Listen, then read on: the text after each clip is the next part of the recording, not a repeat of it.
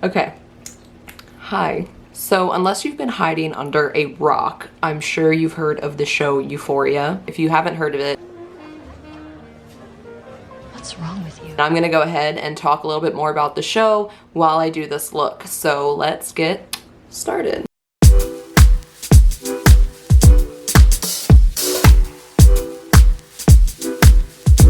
So Euphoria, the American version, just ended, and it's this coming-of-age, glittery, hedonistic show that just has everyone hooked. I really haven't met one person that does not love this show. Either that or they've never heard of it before. It's based off of a 2012 TV show in Israel called Euphoria. And what they did is they took the writers of that show and they made them the executive directors of this version. So there's also Drake, the very well-seasoned teenage drama slash rapper, who is the executive producer of this show. This show can be equally related to shows like Skins or the movie The Kids, that 90s movie, where there's just this like grittier alternative to the lives of teenagers compared to the more typical narrative arcs as those seen in shows like 90210 or The Hills or The OC. Lately I've seen that when it comes to teen dramas, there's like this unrealistic plot twist that's always involved in it. Whether it's like the murders in, what's that one show, Riverdale, or Pretty Little Liars, or like the sci-fi aspect that you see in like Stranger Things. It just seems that unless there is some unrealistic plot twist involved, there's just this hollow narrative where people start ridiculing and patronizing teenagers because of what they're seeing in these shows, unless something that's so unrealistic is incorporated. The beauty of Euphoria is it doesn't do any of that. Sure, it has elements to it that make it a TV drama. For the most part, it's a raw look at the lives of adolescents without something that makes people go like, oh, teenagers are so dramatic. It's almost on the level of The Breakfast Club, a timeless classic that was realistic in some aspects. And you could definitely, as a teenager, and not even as a teenager, relate to it. All generations shift in and out of the spotlight, and I do that in quotation marks because that's the best way I can describe it. Right now, everything is about the Gen Zs. The Gen Zs are pulling back from the internet. Forbes just released an article saying that Gen Z is 10% more financially concerned than millennials were, which is like the same stuff that you saw whenever millennials were coming of age. It's pretty normal stuff. So Gen Z is really in the spotlight right now because they are the next up and coming generation. But one of my favorite elements of this show is how it breaks the boundaries of makeup. Goodbye to your smoky eye, goodbye to the Instagram baddies. This show presents creative freedom of expression. It's like all the buyers of the Lime Crime makeup, the Melt Cosmetics, the Milk makeup, the NYX color waves. I mean, it's as if it's all just coming out of the woodwork and it's creeping past the Anastasia Beverly Hills and the Melt Cosmetics of the world. And it's telling you, if you want to leave your house with pink glitter on, leave your damn house with pink glitter on. Like, don't have to feel like you have to be doing a smoky eye all the time or a neutral glam, because you don't. And I'm so here for that message. And who would have thought that a show could really break the boundaries of makeup like this show has? But it's true. I mean, there are so many articles out there. There's so many kids that are now wearing like the funky technicolor looks of Jules or the glitter tears of Rue. And it's really, really cool. Like, I was a MySpace scene kid, okay? Like, you know, the 5 pounds of jelly bands that were on my wrist and the smudged black eyeliner and the side bangs, teased hair, and the Trip neon skinny jeans that you got from Hot Topic. If you know what those are, you're an OG scene kid too, okay? But anyways, like, watching this show, you see like a whole new form of rebellion towards social norms. And that can bring you back to your days when you were breaking social norms. Whether you are 30 years old watching the show, 20 years old watching the show, you're still shedding a light on society's progression. So it's relatable, but it's new and it's fresh. DONNI DAVY is the lead makeup artist for the show. If you have not checked out her Instagram, you most definitely need to, because she has all of the inspiration for these looks if you're interested in all of the makeup that you see on the show. She has all of it up there. She tells you her influence for it. She tells you her inspiration behind it, and honestly, she better be like winning some type of award for this.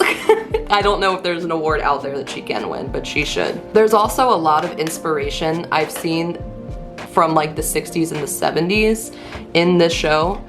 Specifically, there is a look that Nina Simone did in the late 60s where she had like crystals put onto her brows and above her eyes as liner, and that is a look that you see Maddie doing. So there's this mix of like fresh new Technicolor glitter explosion, but there's also this pool of like classy deep set hooded eyes and no filled in brows and like that swollen bee stung lip that you see Kat wear all the time. Kat's look reminds me so much of like my emo days, but at the same time she has this like innocence about it. You know what I mean? Like, do you feel that? More importantly, there was clearly a lot of thought put into the makeup of this show that people might not be aware of. Because, like, take Maddie, for example. Maddie was a pageant girl.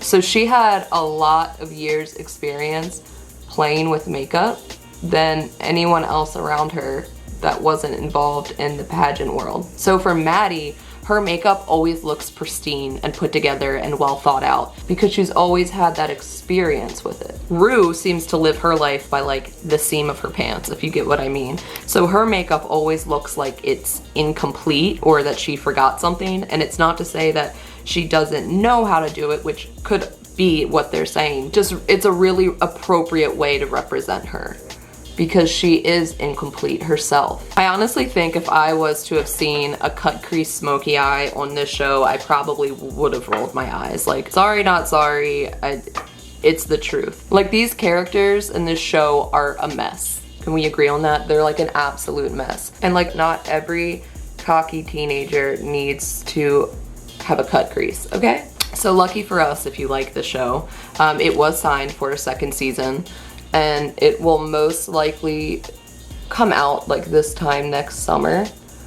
And I just am so obsessed that I can't wait that long. So I'm doing Euphoria inspired looks. I'm here for this neon liner freckled moment. And I've been for a long time, I've realized. I don't know if like the world has been subconsciously sneaking that into my brain as like, this is the look that's in. What do we think of that? I mean, I need to touch it up. And like when you look at Jules' makeup, Jules is very pale and blonde, and they hardly ever put eyeliner on her, and she always has a different look.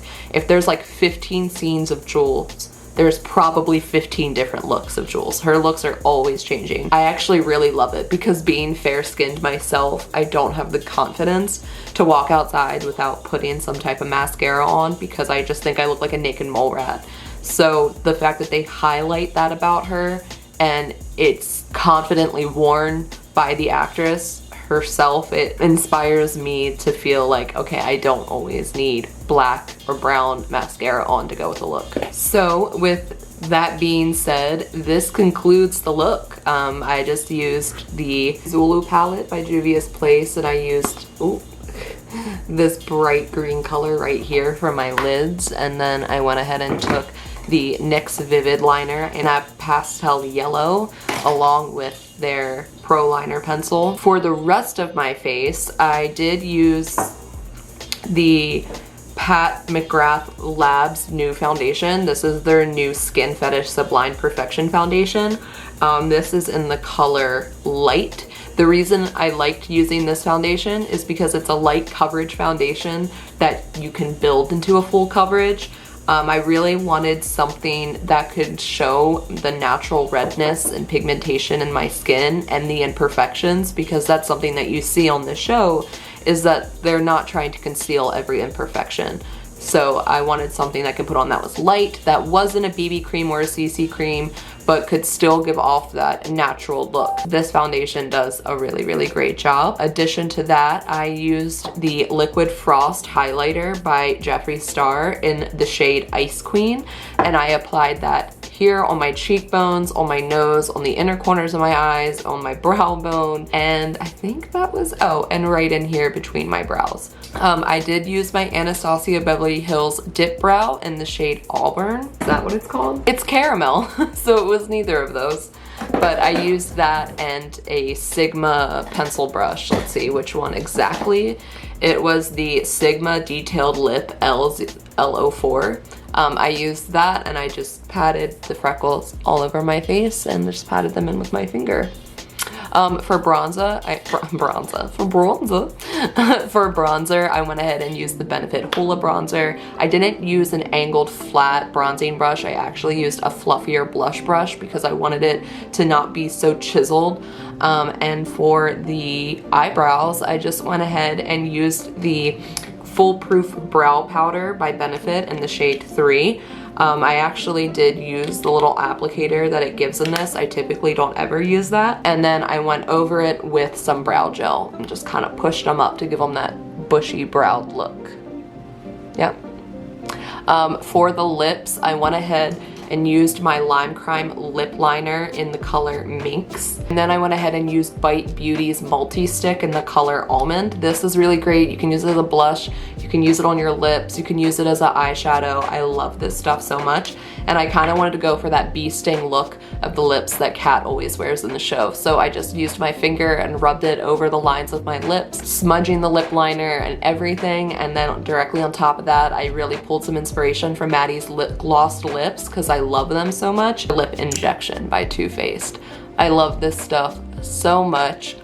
I don't even care if it burns a little bit. There's something about that like messy, swollen look around the lips that I am drawn to. I think it's because I'm such a perfectionist and I'm always seeing girls with perfectly cupid bow lips with a perfect pout that are lined perfectly with a solid liquid matte color on or a soft velvet color on. The one last thing I'm gonna do is spray with some setting spray, and in honor of Donnie Davy saying that you should leave your house if you want to wear that pink glitter, I'm gonna go leave my house looking like this, and I'm gonna be interested to see how people react to it. I don't know if people are gonna be like, do you know how to do makeup? Or if people are gonna be like, oh, that's cool, feeling yourself. So because Euphoria just ended, I am going to probably keep doing looks based off of what I've seen in the show. I'm really interested in doing some of those like flat rectangular shades. I'm also interested in playing with some of the crystals and the beads and the chains. Like Maddie's chain liner was so good.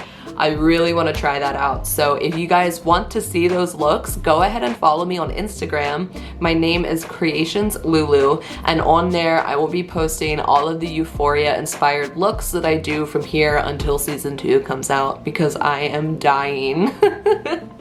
All right, you guys, until my next video, bye.